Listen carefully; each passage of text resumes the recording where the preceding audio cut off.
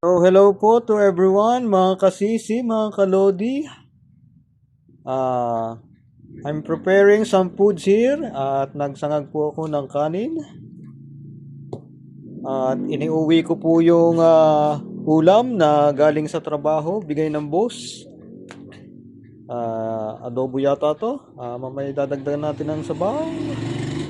At namitas po ako ng dahon ng alugbati at aking ilalaga at isasawsaw natin sa bagoong na may kalamansi at sili.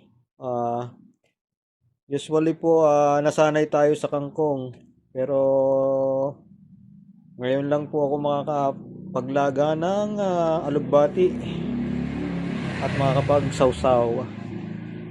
Nung isang araw po inilagay ko po sa balatong ibang kanyang lasa pero okay na rin. Ang mahalaga ay basta masustansya ang pagkain.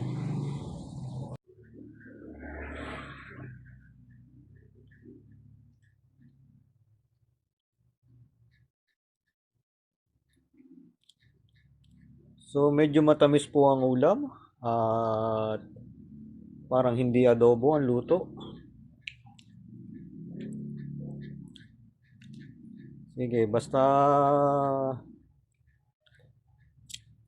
hindi ko talaga mawari kung anong luto niya. So, change plan po tayo. Sa halip na ilaga ng bukod ang alugbati, sasama po natin sa noodles. Sama na lang sa noodles.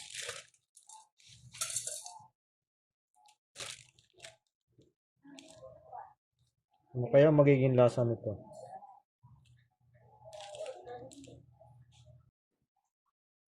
Ay, grabe naman.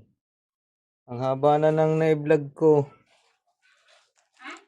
Ang haba na na-vlog ko. Ari pala hindi pala ari noodles at ari pala parang pansit canton.